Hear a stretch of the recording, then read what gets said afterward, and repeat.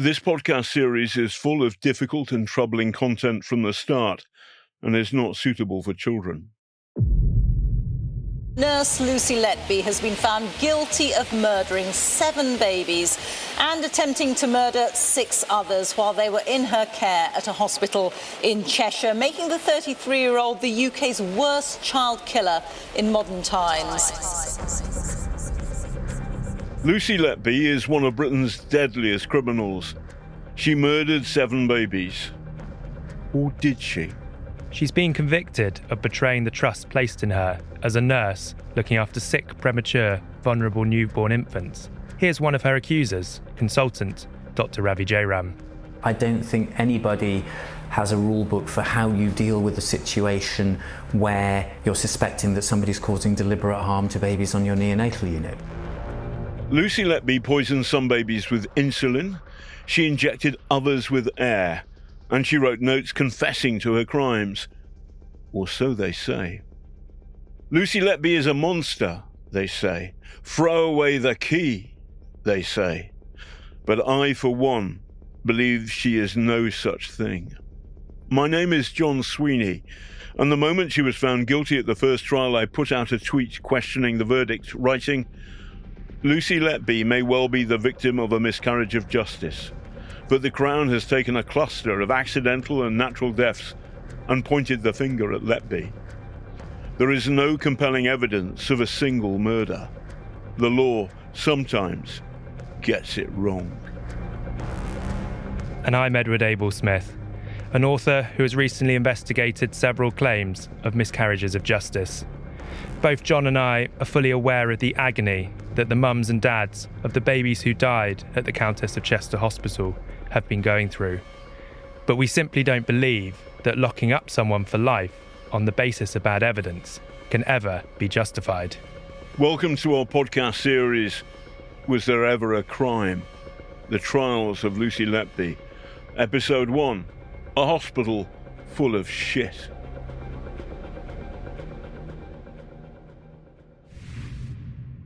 Before we start getting into the heavy stuff, the Countess of Chester Hospital is named after the woman who opened it 40 years ago, Diana, Princess of Wales.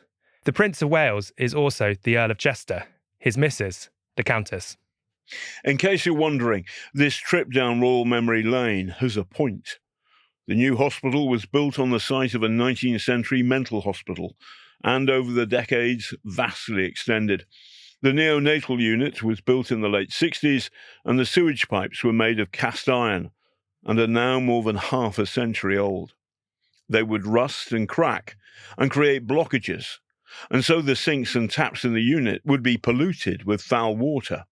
Bacteria in sewage can kill adults, let alone sick babies. But the Crown was not interested in any of that.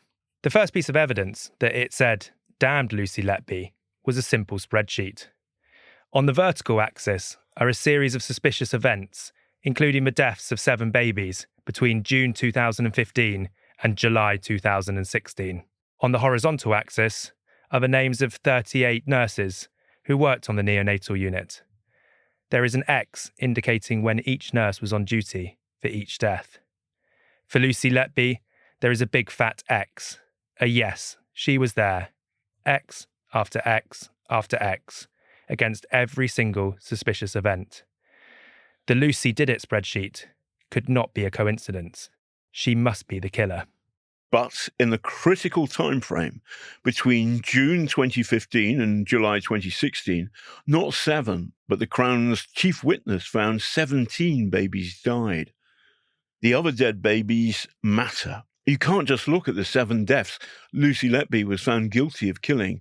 That's like painting the target around the arrow after you've taken the shot. But let's go with the Crown's case for a moment. Why did the babies that Lucy didn't kill die? Well, one possible reason that has never been properly investigated was the bacteria from sewage in the sinks. But there were more. The neonatal unit normally saw 2 or 3 babies die each year. But in the 13 months from June 2015, there were 17. When managers at the Countess of Chester Hospital grew concerned by the spike in baby deaths, they didn't call the cops. Instead, they asked senior doctors from the Royal College of Paediatrics and Child Health to report on the cause of a cluster of baby deaths. The Royal College's November 2016 report found that the neonatal unit was badly run, poorly staffed by nurses and doctors, and the environment was below standard. When we decided to do this podcast, the first thing Ed and I did was to go and see the hospital for ourselves. Who are you and why have you kidnapped us? Okay, so my name's Michelle Warden. I was the advanced neonatal nurse practitioner on the neonatal unit at the Countess of Chester Hospital for over 20 years. And I'm going to take you down to the hospital, show you where it is, show you where the neonatal unit is. I was served compulsory redundancy in 2007 under a cost-cutting stroke downgrading of the neonatal unit. So you never worked with Lucy? I never worked with Lucy. Lucy came in 2012, newly qualified, straight out of Chester University. By the way, just before we move on, you weren't. This is kosher. You weren't fired for being on the drink. No, I was not fired for being. I can show you my documents where I was served compulsory. Michelle was one of the 8 senior nurses who was got rid of from a neonatal unit several years before the big spike in unexplained deaths. Okay, so we're coming up to the Countess of Chester. This building here is what's called the Longhouse, and that's where the paediatric clinics and the consultant paediatricians and their secretaries hang out. Yeah. At the back of that is the paediatric ward, and this is the Women and Children's Hospital, which was built in the 1970s.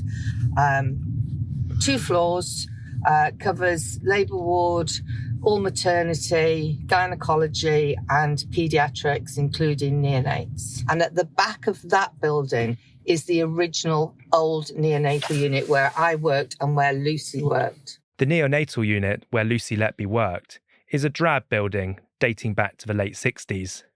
The ceilings are low, the daylight from outside is restricted, so it's a gloomy place. John and I had a walk around. So, classically, kind of 1970s, 1980s municipal hospital feel, and there isn't that much natural light. There's slightly foreboding. Yeah, it is. There's a bit of a garden surrounded by stuff. A young couple. Mum looks very heavily pregnant, and they look worried, and I just feel I've been there, and I'm worried. And good luck. So we're not looking at a state-of-the-art unit. We're looking at somewhere which is run down and a bit rubbish. There were 20 cots in the unit, according to the report by the Royal College, which commented, quote, "Lighting is inadequate. The rooms are small, with cots placed too close together," unquote. Common sense says that if one baby has a bug, it could infect others. But that is not the end of the environmental problems at the neonatal unit by a long chalk. So there was always problems with the sink. They would be blocked. The water wouldn't go down? Yeah, they would just block sinks. The water wouldn't go down. And then you'd have to call a plumber, and the plumber would come out and weave his magic and unblock it.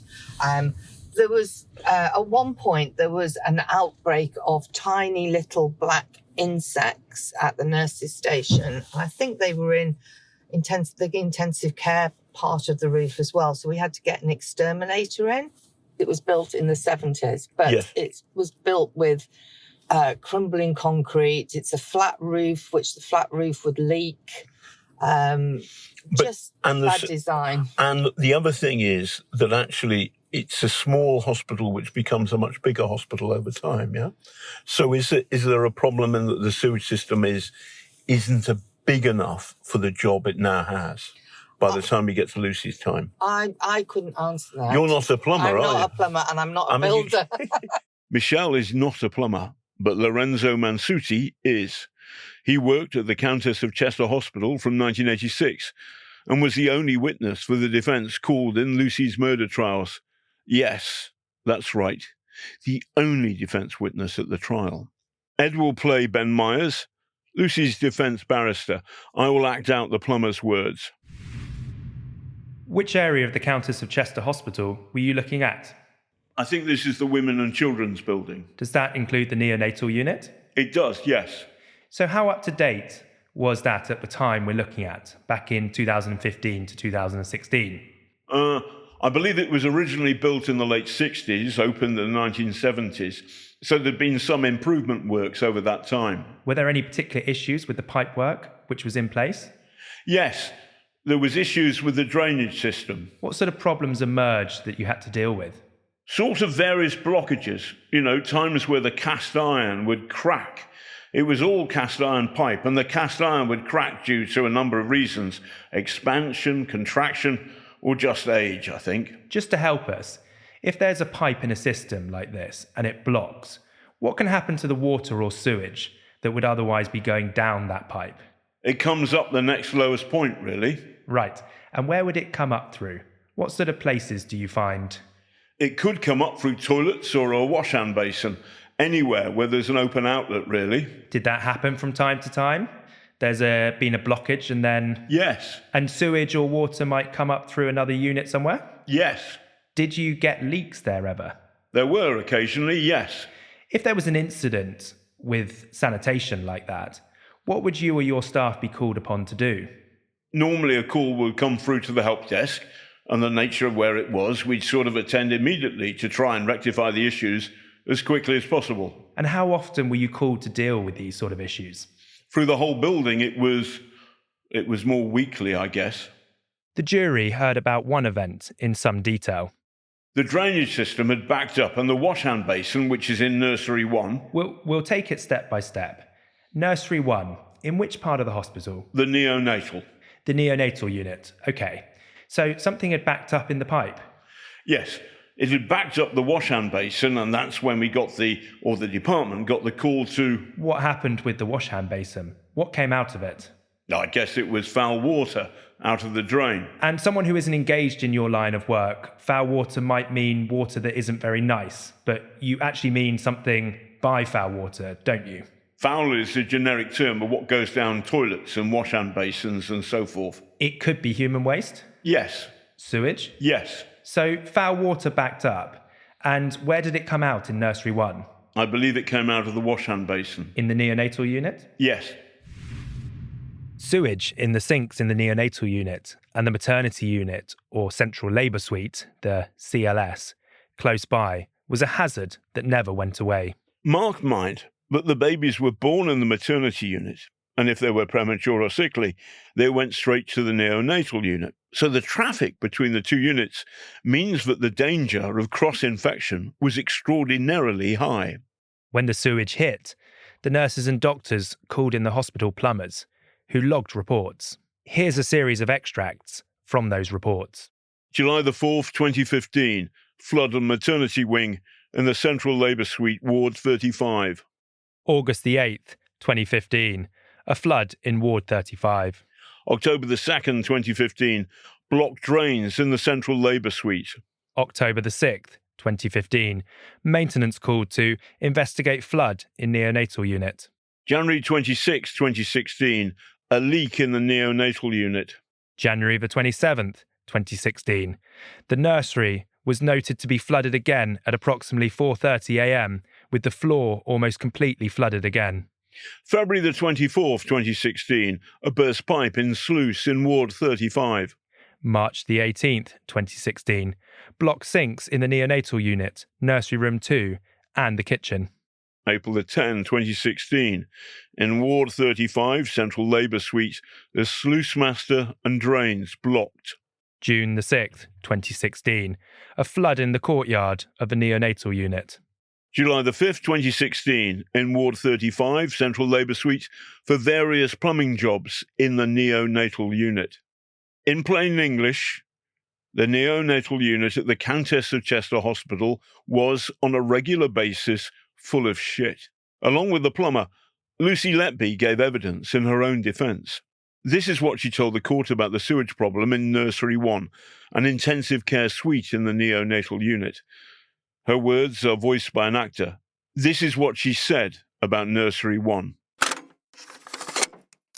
We used to have raw sewage coming out of the sinks and coming out on the floor in Nursery 1.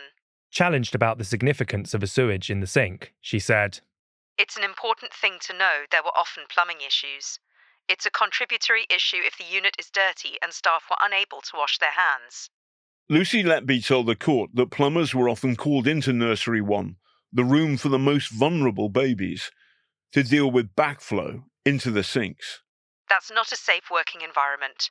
I'm not sure what impact that could have on a poorly baby." What are the likely consequences of the presence of sewage in a unit where very sick and premature babies are being treated?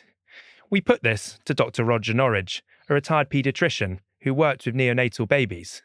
We asked him, how often has he come across raw sewage? So from all the hospitals that you worked in, how often would there be kind of sewage leaks in your hospitals? Personally, I've never seen it. It's very unusual to have a regular sewage leak in a neonatal intensive care unit. It would be absolutely extraordinary. After studying the evidence on sewage flooding, Dr. Norridge has grave concerns about standards at the time at the Countess of Chester neonatal unit. In that particular unit, I think they were treating babies around 2.5 pounds. And so £9, that was a healthy baby, as my daughter was, very fortunately. But these babies are pretty much nearly a quarter. They're very tiny. Of the weight. They're very tiny. What are the health consequences of a baby being born preterm, before the normal end of pregnancy? The more immature they are, the more likely they are to have problems in the future, particularly with neurological and respiratory problems. So breathing. Yes. So some of the babies that we're looking at in the story had to be fed with oxygen. They needed oxygen. That's common for a neonatal unit. Yes. You're monitoring their oxygen levels. You're having to feed them in different ways depending on the problems that the babies have got. This is a complex situation. It's not, routinely feeding a tiny human being. It's dealing with a premature baby that has got, deficient immune systems and digestive systems. It was really undesirable that certain babies should have been looked after in that environment. After Lucy Letby was convicted, the government set up an inquiry into the tragedy and appointed Lady Justice Thirlwall to head it. She said the convictions against Lucy Letby stand, so that's that. But the law of unintended consequences has kicked in. Time and again, inquiry witnesses have given evidence that points in the opposite direction of a neonatal unit that was in a hell of a state. One witness to the Thirlwall inquiry in September 2024 was the father of triplets, two of whom died, he believes, murdered by Lucy Letby. These are his words from his statement to the inquiry. It struck me how it was cold-looking and dingy. The state of the theatres looked like something out of a horror film. It was very cold and unhygienic. The first incision caused a big spray of blood to go across the room. A small amount landed on her head. This left me feeling nervous. It was a huge relief to see them come out safely. On the 23rd of June 2016, just 2 days after his birth, one of the triplets, Child O, suffered an unexpected collapse and died. The mother said in her statement, "We were confronted by a scene of complete chaos. It was complete madness. Nurses were running round left, right, grabbing medicines and IVs. It was clear Child O's collapse was a complete shock to them." The next day, another of the triplets, Child P, also suffered an unexpected collapse.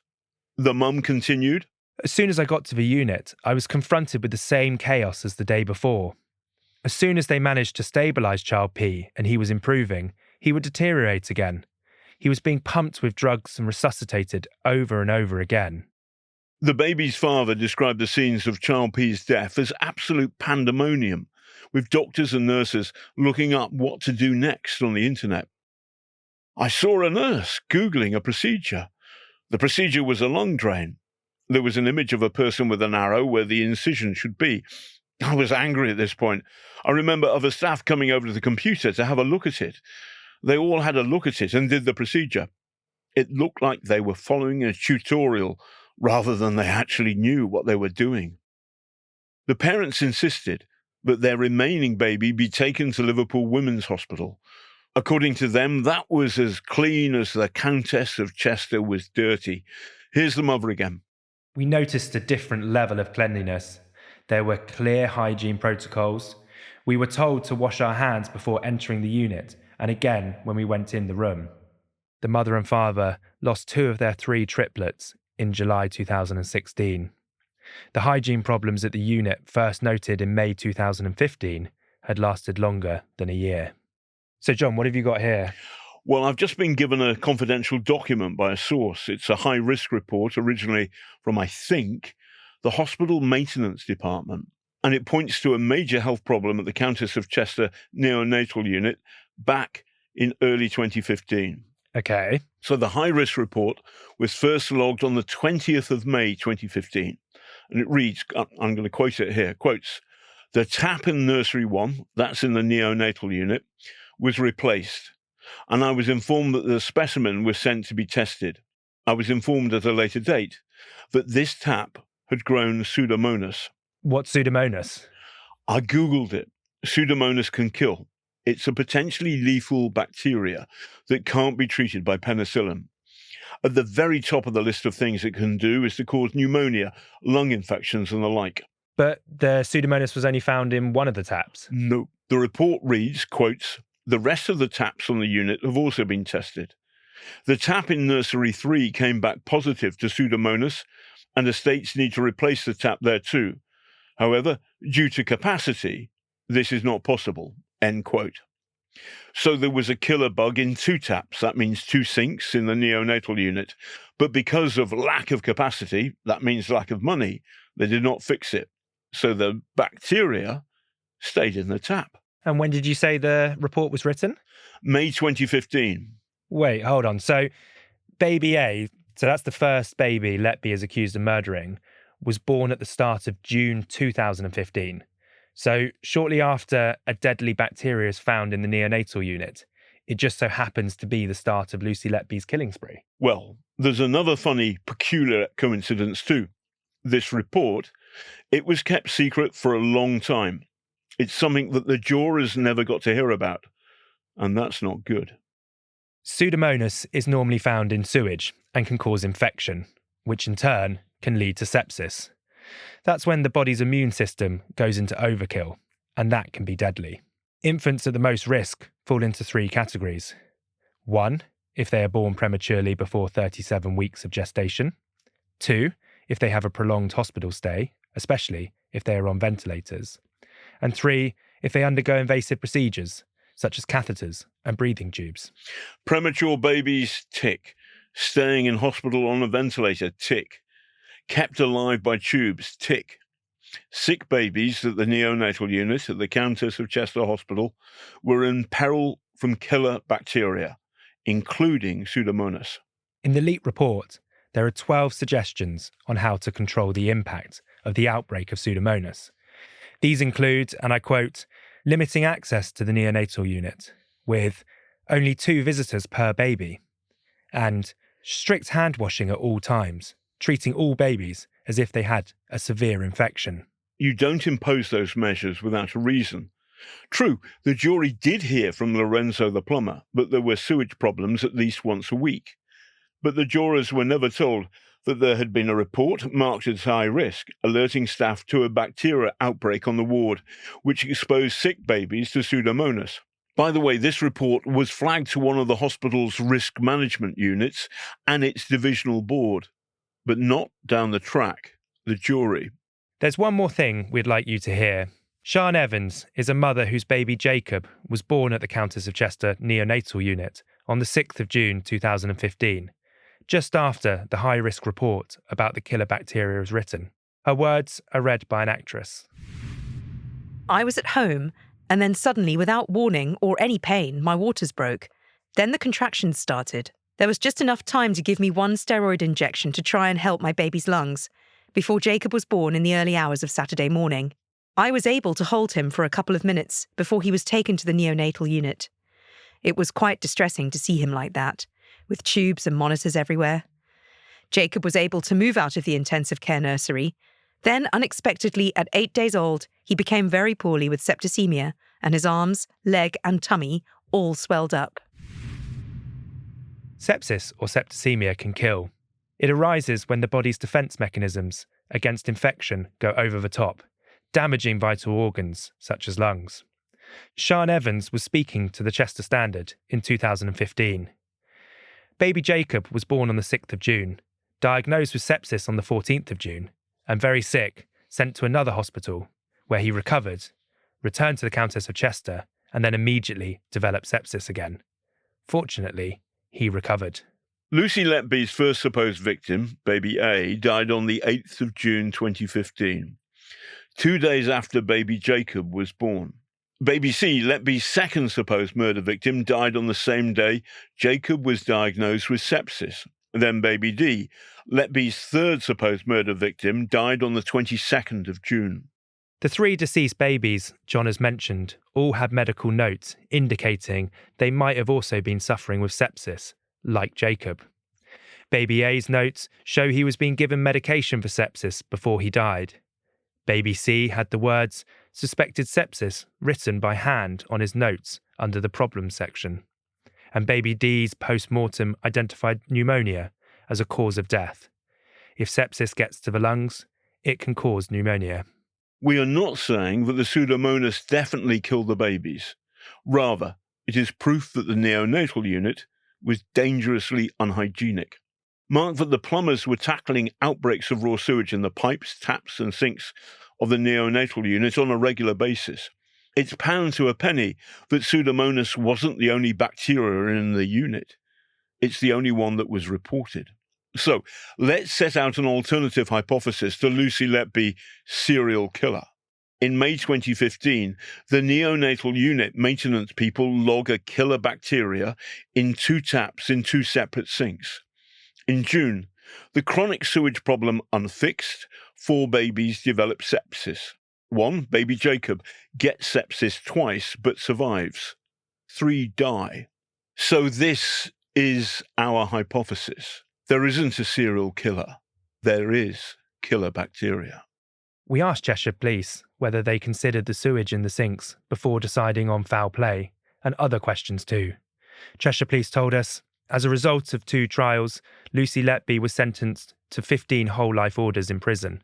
The appeal court has rejected Lucy Letby's appeal on the first trial, and an appeal on the second trial has been lodged. There are currently 2 active investigations that are continuing. In addition to this, there is an independent statutory public inquiry with oral evidence ongoing. In light of the ongoing investigations and current active legal proceedings, we will not be commenting any further on this case.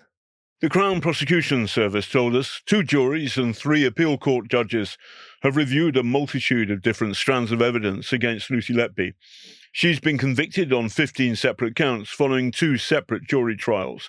In May, the Court of Appeal dismissed Letby's leave to appeal on all grounds, rejecting her argument that expert prosecution evidence was flawed. The CPS advised that it would be inappropriate to comment further while the Thirlwall inquiry is ongoing. We asked the Countess of Chester Hospital to comment on the Pseudomonas in the neonatal unit, the wider hygiene issues we raised here, and other general points.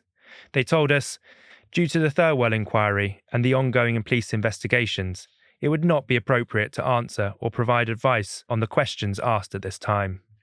Not only did the Countess of Chester Hospital know about the Pseudomonas outbreak on the neonatal ward, they were also criticised 2 years later for being the 5th worst performing hospital in the whole of NHS England when it came to treating sepsis in a timely manner.